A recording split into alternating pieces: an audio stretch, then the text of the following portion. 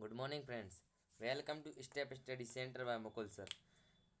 मैंने आपको बताया कि मैं आप लोगों के लिए लूसेंट साइंस और कक्षा छठवीं से लेकर कक्षा 10वीं तक की एनसीईआरटी के विज्ञान को पढ़ा रहा हूँ। इसलिए आप लोग अच्छे से अच्छा पढ़िए तथा मुझे अच्छा से अच्छा रिस्पॉन्स दीजिए, जिससे मैं आप लोगों के लिए और अच्छे से अच्छा वीडियो बना सकूं और आपको और अच्छे से अच्छे समझा सकूं। तो इस चैनल को अगर आप लोग नए हैं तो इस चैनल को लाइक कीजिए, सब्सक्राइब कीजिए और शेयर भी कीजिए, क्योंकि यह बैच मुख्यतः उन विद्यार्थियों के लिए चलाया जा रहा है जो बैच कोचिंग नहीं पढ़ सकते हैं। जो बच्चे कोचिंग नहीं पढ़ सकते हैं उनके लिए ही ये बहुत अच्छी तरीके एक फैकल्टी टाइप में है कि वो बच्चे ये अगर ये वीडियो से पूरे क्वेश्चन अगर पढ़ लेंगे तो वो बच्चे क्या कर सकते हैं, अपना पेपर निकाल सकते हैं। तो देखिए यहाँ पे कितनी अच्छी बात कही गई है कि इम्पॉसिबल इम्पॉसिबल जो होता है, कहते नहीं है कि हम नहीं कर सकते इम्पॉसिबल को गौर से देखो तो उसमें लिखा रहता है आई एम पॉसिबल। मैं एक कर सकता हूँ। आई एम पॉसिबल मीन्स ये कर सकता हूँ।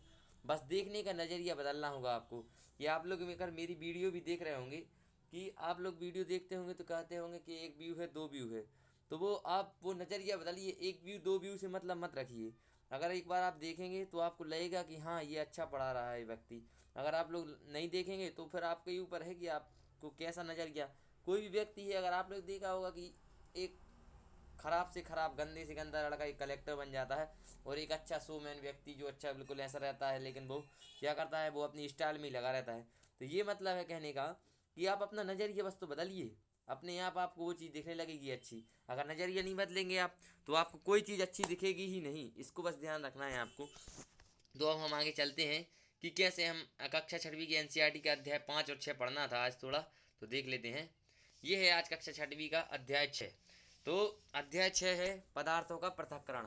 इसमें क्या दिया गया है, पदार्थों के पृथक्करण में जो पदार्थों का पृथक्करण अध्याय 6 है, इसमें आप देखिए कि इसमें आपने देखा होगा कि आपकी मम्मी कभी कभी चावल बीनती हैं, दाल बीनती हैं, गेहूँ बीनती हैं, या फिर कभी कभी फटकती भी हैं, या फिर कभी कभी गेहूँ आटा चालती हैं, या कुछ भी जो विभिन्न प्रकार की चीज़ें हैं उन्हीं के बारे में बताइए कि आप कोई भी चीज़ को कैसे पृथक कर सकते हैं, अलग कैसे कर सकते हैं। तो देखिए हस्त चयन, हाथ से ये व्यक्ति आपको दिख रहा होगा इधर, देखिए ये दिख रहा है इधर, ये हाथ से चयन कर रहा है। आपकी मम्मी भी ऐसे ही बैठती होंगी, कभी कभी दादी जी को भी देखा होगा आपने कि हाथ से वो क्या करती, थाली में गेहूँ रख के उसको अलग अलग एक एक कंकड़ निकालती हैं हाथ से चैन। अब थ्रेसिंग, आप लोग अगर किसान की बेटी होंगी तो आपके यहाँ थ्रेसिंग तो होगी ही। थ्रेसिंग मीन्स होता है अगर आप फसल काटेंगी तो उसको कूटना, या फिर उसको मशीन आने लगी तो उसको तो मशीन तो भूसा बना देती है। लेकिन जब पहले ज़माने में जब बोनी थी मशीन, तो व्यक्ति क्या करते थे, उसको हाथ से कूट कर उसको ऐसे उड़ाते थे जैसे ये महिला उड़ा रही है, दिख रही है ना आपको। अब निष्पावन क्या कहलाता है निष्पावन, निष्पावन वह विधि होती है जिसमें ये महिला जो कर रही है, निष्पावन में जो उड़ा रही है हवा की दिशा में अपना कचरा क्या कर रही है, बाहर निकाल रही है। और थ्रेसिंग का मतलब हम बता दे रहे हैं आपको। थ्रेसिंग आपने देखा, थ्रेसर वही होता है सीधा सीधा थ्रेसिंग। चालन, जैसे अपन आपकी माता जी जब रोटी बनाती होंगी, या दीदी जी, या कोई भी, आप खुद अगर बाहर रह रहे हैं तो आप खुद बनाते होंगे, तो रोटी को बनाने के पहले आप क्या करते होंगे, इसको आटे को छानते हैं। देखिए दिख रहा है ये एक आटा छान रहा है। ये मैंने बिल्कुल एनसीईआरटी की बुक की ही है ये किताब, ये चित्र बनाया है, ये एनसीईआरटी की बुक की ही है। अब इसके बाद आता है अवसादन, निस्तारण और निस्यंदन।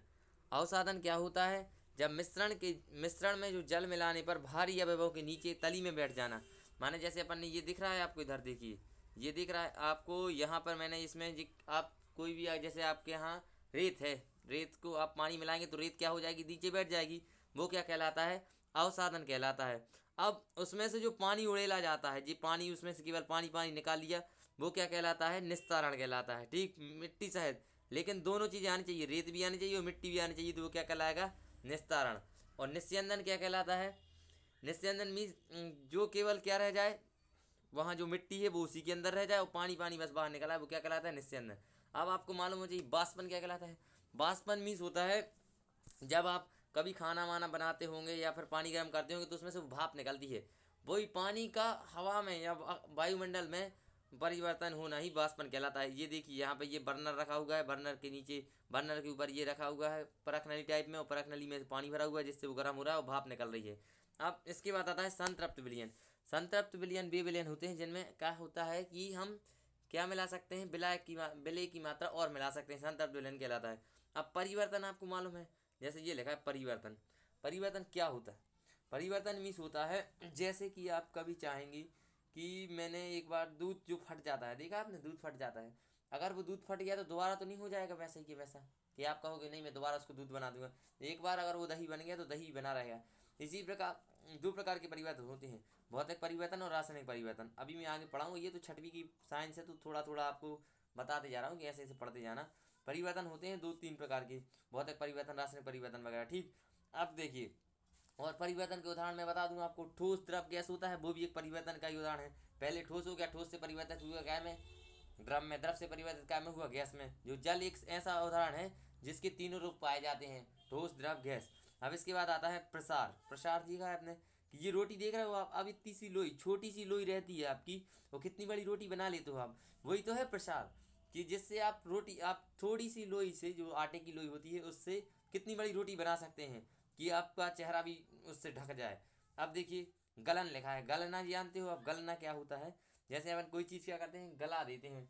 गलना की मीन्स क्या है प्रक्रिया, जैसे आपने पॉलीथीन देखी होगी या प्लास्टिक देखी होगी, अगर वो कोई गर्म चीज़ पर रखी जाती है, जैसे ये दिख रही है मोमबत्ती, देखो यहाँ मोमबत्ती ये गल रही है, दिख रही ना कैसी हो रही है, मोमबत्ती गल रही है। यही तो है गलना, कि अगर कोई चीज़ गर्म की जाए तो वो गलने लगे या पिघलने लगे, गलना कहलाता है, ठीक। अब इसके बाद कक्षा छठवीं का ये था जो मैंने बताया आप लोगों को कि थोड़ा थोड़ा आप लोगों को पढ़ाते चलूँगा, दो दो अध्याय एक दिन में ख़त्म करूँगा, जिससे आप लोगों की लूसेंट भी ख़त्म हो जाए और एनसीईआरटी भी साथ साथ चलती हैं, ठीक। अब आते हैं आगे, क्या है ये है, अब आ गए अपन कहाँ पे, लूसेंट साइंस पे। इसमें मैंने बताया आप लोगों को कि लूसेंट साइंस का भी थोड़ा थोड़ा पढ़ना है आप लोगों को। तो लूसेंट साइंस में सबसे पहले यही है, मोशन। मोशन मीन्स होता है गति। आखिर आपको मालूम है गति क्या होती है? जब आप चलते हैं या कोई हेलीकॉप्टर या फिर आपकी मोटरसाइकिल या आपकी साइकिल या आपकी जीप या कोई भी विभिन्न प्रकार की चीज़ें हैं, वो आखिर चलती कैसे है? तो वो गति के बिना थोड़ी चलेंगी, वो गति ही करती हैं। जब तो आप कहीं, जैसे आप सागर से भोपाल जाना चाहेंगे या दिल्ली से बम्बई जाना चाहेंगे या दिल्ली जाना चाहेंगे या इलाहाबाद जाना चाहेंगे, तो ऐसा तो है नहीं कि आप खड़े रहेंगे और दिल्ली पहुंच जाएंगे। उसके लिए उस चीज़ को गति करनी होगी, मीन्स आगे बढ़ना होगा। और अब आप ऐसा तो नहीं कि अगर गति कर रहे हैं तो रुकना तो पड़ेगा, वो रुकना ही विराम कहलाता है और चलना क्या कहलाता है, गति कहलाती है। अब दूरी क्या होती है? दूरी वो होती है जैसे कि आप यहाँ से, मीन्स आप भोपाल से दिल्ली गए, तो दिल्ली और भोपाल के बीच जो समय, जो लंबाई है, वो क्या कहलाएगी? दूरी कहलाएगी। अब विस्थापन क्या कहलाता है? विस्थापन कहलाता है, विस्थापन कहलाता है जैसे किसी भी वस्तु, कोई वस्तु है कि एक वस्तु, जैसे आपने क्या किया कि आप पहले दिल्ली गए और दिल्ली से सागर आए, उन दोनों के बीच की न्यूनतम दूरी क्या है? दिल्ली से सागर आने की बीच की न्यूनतम दूरी जो है वो क्या कहलाती है? विस्थापन। विस्थापन क्या होता है? धनात्मक, ऋणात्मक और शून्य हो सकता है। ये थोड़ा मिसप्रिंट हो गया है, अब इसको अपन वो कर दे रहे, क्या हो गया, ये मिसप्रिंट हो गया है। धनात्मक, ऋणात्मक और शून्य तीनों हो सकते हैं, इसको ध्यान रखना आपको। क्या क्या हो सकते हैं? धनात्मक, ऋणात्मक और शून्य तीनों प्रकार के हो सकते हैं, ठीक। इसलिए मैंने इसको क्या कर दिया, अलग कर दिया, इसको बस ध्यान रखना आप। धनात्मक, ऋणात्मक और शून्य हो सकते हैं। अब इसके बाद आता है चाल।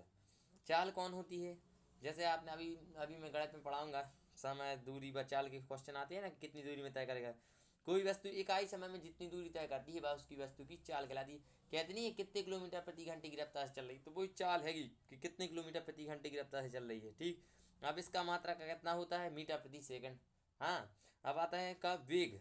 ये ये वेग है, यहाँ थोड़ा मिसप्रिंट हो जाता है इसमें, ये क्या है? वेग है, वेग।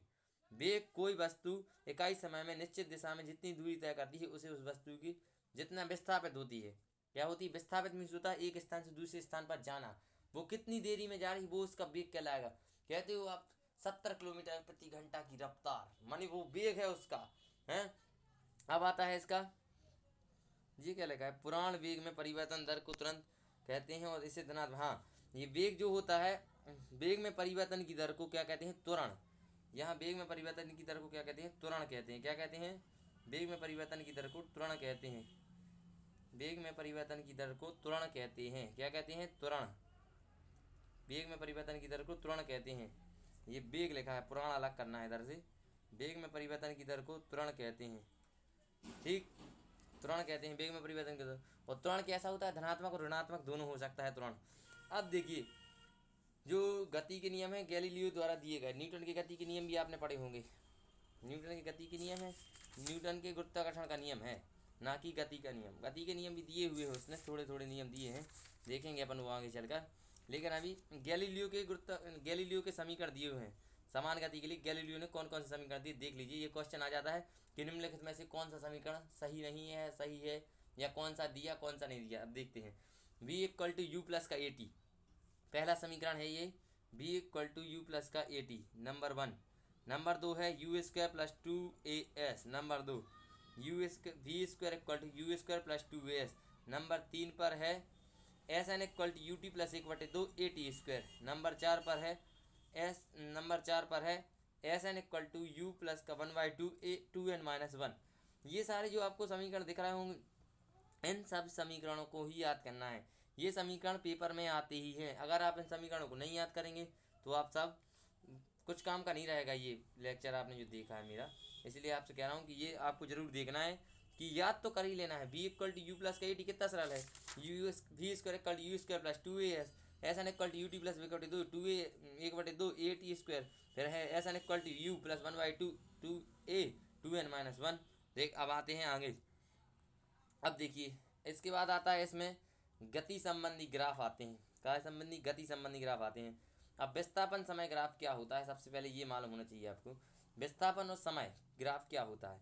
तो विस्थापन समय ग्राफ होता है यदि कोई वस्तु एक सरल रेखा में एक समान वेग से जितनी गति तय करती है, एक समय में एक समान रेखा से एक सरल रेखा में एक समान वेग से जितनी गति तय करती है उसे उसका विस्थापन समय ग्राफ कहते हैं। जिसकी प्रवणता उस वस्तु की चाल बतलाती है। जिसकी प्रवणता क्या बतलाती है, उसकी चाल। ये क्वेश्चन आ सकता है जैसे कि उसकी प्रवणता क्या बतलाती है, उसकी वस्तु की चाल बतलाती है। इसको ध्यान रखना, उसकी क्या बतलाती है, चाल बतलाती है। और आपको ज़्यादा नहीं आएगा क्वेश्चन, क्या बतलाती है, चाल बतलाती है। अब उसके बाद आता है ये क्वेश्चन कि विस्थापन समय ग्राफ का कैसे ग्राफ बनता है, तो उसको देख लीजिए। हमें यहाँ दिखा दे रहा है आपको, ऐसे बनता है इसका ग्राफ। दिख रहा है आपको कि विस्थापन कहाँ रहता है, ऊपर साइड, और समय किस साइड रहता है, नीचे साइड। अक्ष में रहता है समय और ऊपर रहता है, ये दिख रहा है ना आपको। ये क्या है, विस्थापन, और ये क्या है, समय। और ये क्या है, ये क्या है जो दिख रहा है, ये जो है ये एंगल बना रहा है। जो एंगल बना रहा है कि अल्फा एंगल बनेगा कि अल्फा 2 बनेगा। ठीक। अब इसके बाद आते हैं अपन वापस कि वेग समय ग्राफ क्या होता है। अब देखिए वेग समय ग्राफ क्या होता है। वेग समय ग्राफ वह ग्राफ होता है जो वेग तथा समय को दर्शाता है। वेग समय ग्राफ दो प्रकार के होते हैं, एक होता है एक समान गति के लिए, एक होता है एक समान त्वरित गति के लिए। अब एक समान गति क्या होती है, यदि कोई वस्तु एक समान समय में एक समान गति से एक वस्तु एक समान गति कर रही है तो उसका वेग नियत होगा। अतः वेग समय ग्राफ एक सरल रेखा होगा। उसके लिए कौन सा होगा आपका वेग समय ग्राफ का, वो है वेग समय के लिए ये दिया गया है। अगर एक समान गति है तो देखिए एक समान भी समझ रहे हो कि बिल्कुल कोई अंतर नहीं है, जितना उसका समय है उतना ही उसका वेग है। एक समान वेग समय बिल्कुल दोनों एक से ही हैं। बिल्कुल ऐसा नहीं होगा कि जैसे अगर 20 वेग है तो 20 ही समय रहेगा उसका। ठीक। अब आते हैं एक समान वृत्तीय त्वरित गति। एक समान त्वरित गति वो कहलाती है जिसमें हम एक सरल रेखा में गति कर रही है तो वेग समय ग्राफ भी सरल रेखा में होता है जो अक्ष के साथ कुछ कोण बनाती है। चित्र में सरल रेखा ओ ए को देख सकते हैं आप, देखिए दिख रहा है ना। ठीक। अब इसके बाद आता है वृत्तीय गति की। वृत्तीय गति क्या होती है आखिर, ये देख लीजिए पहले कि वृत्तीय गति क्या है। वृत्तीय गति जब कोई वस्तु किसी वृत्ताकार मार्ग में गति करता है, जब कोई वस्तु किसी वृत्ताकार मार्ग में गति करती है या वस्तु गति करता है तो उसे क्या कहते हैं, वृत्तीय गति कहते हैं। यदि वह एक समान गति से चाल करती है तो उसे एक समान वृत्तीय गति कहते हैं। इसका आप एग्जाम्पल देख लीजिए कि कैसे होती है एक समान वृत्तीय गति। जो अपनी सूर्य और पृथ्वी के बीच की दूरी है वो भी एक समान वृत्तीय गति है। देखिए यहाँ पे, यहाँ बीच में ओ होता है सेंटर, या अल्फा डेल्टा थीटा बनाता है। आर वन इसकी त्रिज्या है, R2 इसकी त्रिज्या है, V2 वेग है, V1 वेग है, ए यहाँ एक पॉइंट है, बी यहाँ एक पॉइंट है। ये क्या है, वृत्तीय गति का वो है सिंबल, चित्र बनाया गया है कि वृत्तीय गति आखिर कैसे काम करती है। कोई क्वेश्चन पूछ ले आपको कि सूरज कैसे करता है चक्कर, पृथ्वी कैसे चक्कर लगाती है सूर्य का, कैसे लगाती है, वृत्तीय गति से लगाती है। ठीक। अब इसके बाद आते हैं अपन कि कोणीय वेग क्या होता है। तो कोणीय वेग वृत्ताकार मार्ग पर गतिशील कण को वृत्त के केंद्र से मिलाने वाली रेखा एक सेकंड में जितने कोण में घूम जाती है, कितने सेकंड में घूम जाती है, वृत्ताकार कण को एक कोण को मिलाने वाली रेखा एक सेकंड में जितने कोण के लिए घूम जाती है उसे उसका कोणीय वेग कहते हैं। अब देखिए कोणीय वेग को ओमेगा से दर्शाते हैं। अब ओमेगा क्या होता है, ओमेगा होता है ऐसा, डब्ल्यू जैसा होता है ओमेगा। ये कौन सी भाषा का है, ग्रीक वर्णमाला का अक्षर है ओमेगा, इसको भी ध्यान रखना है। अब देखिए यहाँ लिखा है उड्डयन काल। उड्डयन काल क्या होता है, अब इसको भी विशेष ध्यान रखना है कि उड्डयन काल आखिर क्या है। पिंड को फेंकने तथा वापस पृथ्वी पर गिरने के समय को उसका उड्डयन काल कहते हैं। जैसे आपने कोई गेंद फेंकी आसमान में, गेंद को फेंकने से लेकर पृथ्वी पर वापस आने तक, मीन्स जब तक धरती में नहीं गिर रही वो गेंद, उतने समय को क्या कहते हैं, उसका उड्डयन काल कहते हैं। अब देखिए उसकी प्रक्षेप गति क्या कहलाती है, प्रक्षेप गति भी देख लेते हैं अपन थोड़ी, कि जब कोई वस्तु क्षैतिज से कोई कोण बनाते हुए ऊर्ध्वाधर तल में, जब कोई वस्तु किसी क्षैतिज से ऊर्ध्वाधर तल में कोण बनाते हुए क्या होती है, प्रक्षेपित की जाती है, तब उसका वो जो पथ होता है, मीन्स चलने का रास्ता, वो कैसा हो जाता है, परवलय हो जाता है। परवलय मीन्स समझते हो आप लोग कैसा होता है, ऐसा ये होता है परवलय। अभी मैं दिखा दे रहा हूँ आपको, यहाँ बना हुआ शायद, परवलय नहीं बनाया, अच्छा नहीं बनाया है, चलो ठीक, मैंने तो दिखाई दिया आपको, फिर एक बार और बना देता हूँ। देखिए कैसे बनाते हैं, परवलय कैसा होता है, ऐसा ऐसा, और इसके बाद ऐसा ये रास्ता होता है परवलय। ये थोड़ा मुड़ गया है, ये कहलाता है परवलय। ठीक, कि जो उसका क्या होता है, पथ कैसा होता है, परवलय होता है। तो पिंड की यह गति प्रक्षेप गति कहलाती है। अब इसके लिए फॉर्मूला भी है, देखिए आप प्रक्षेप गति के लिए फॉर्मूला क्या है। अब इसके बाद पहले ये और बता दें थोड़ा, परास, परास क्या कहलाता है, कि पिंड अपने उड्डयन काल में जितनी क्षैतिज दूरी तय करता है, दूरी माने जैसे तो आप लोग कहीं जाते हैं तो उतनी दूरी, कितनी दूरी आपने तय की, वो उसका परास कहलाता है। अपने क्षैतिज काल में क्षैतिज दूरी तय करता है, क्षैतिज भी समझते हो, आसमान में कितनी दूरी तय कर रहा है, वो उसका परास कहलाता है। रेंज, रेंज नहीं जानते कि कितनी रेंज की गोली है, बुलेट, अगर कोई आर्मी वगैरह में जाना चाह रहा होगा तो उसको मालूम है कितनी रेंज की गोली है, इतनी रेंज का ये है।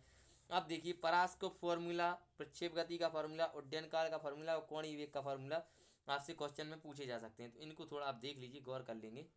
देखिए यहाँ क्या लिखा है कि कोणीय वेग बराबर omega equal to theta upon T, या theta equal to omega equal to radian upon second. यहाँ पे ओमेगा का मान कितना होता है, 2 पाई n मल्टीप्लाई आर। देख लिया आप लोगों ने, इसको बहुत अच्छे से याद करना है। कोणीय वेग बराबर omega equal to theta upon t equal to radian upon second equal omega equal to 2 pi n into r. ठीक, अब यहाँ जो आपको ये उड्डयन काल लिख रहा होगा, उड्डयन काल लिखा है T equal to 2u sine theta upon G, इसको भी बहुत अच्छे से याद करना है आपको, T equal to 2u sine theta upon जी।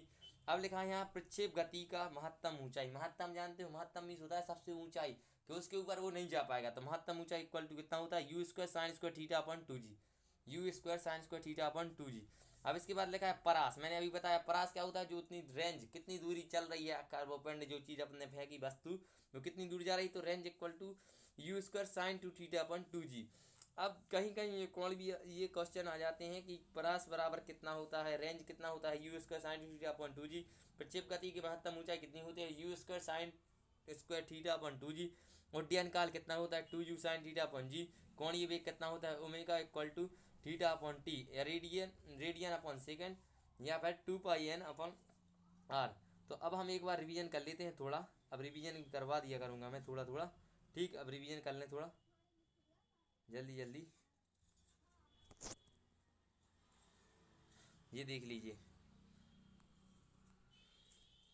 देख लीजिए कि विराम और गति, मैंने बताया कि जब चलते हैं अपन तो क्या कहलाती है, वो गति कहलाती है। विराम कैसा कहलाता है, जब अपन कोई चीज़ को क्या करते हैं, मीन्स रुक जाते तो विराम कहलाता है। दूरी क्या है, जैसे अपन कोई सागर से बढ़ना जाएंगे तो वो दूरी कहलाएगी। और चाल क्या कहलाती है, कोई वस्तु इकाई समय में जितनी दूरी तय करती है उसे उस वस्तु की चाल कहते हैं। चाल एक आदेश राशि है और उसका ऐसा ही मात्रक मीटर प्रति सेकंड होता है। वेग किसे कहते हैं, वेग में वेग कहता है वस्तु, कोई वस्तु इकाई समय में जितनी निश्चित दूरी तय करती है उसे उस वस्तु का विस्थापन या वेग कहते हैं। ठीक, अब इसके बाद देखते हैं अपन, 2 मिनट एक चीज़ कर लें।